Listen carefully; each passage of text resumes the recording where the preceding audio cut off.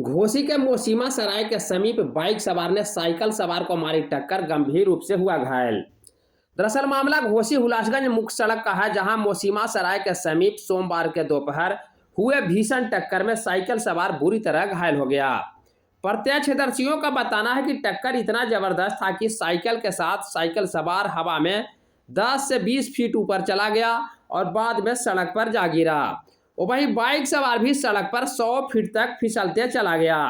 इस दुर्घटना में 100 बीघा के नैका टोला निवासी रमेश प्रसाद गंभीर रूप से घायल हो गया, जो लखावर पेट्रोल पंप से तेल लेकर अपना घर वापस लौट रहा था। तभी तेज रफ्तार बाइक सवार 2 नाबालिग युवक ने जोरदार टक्कर मार दी।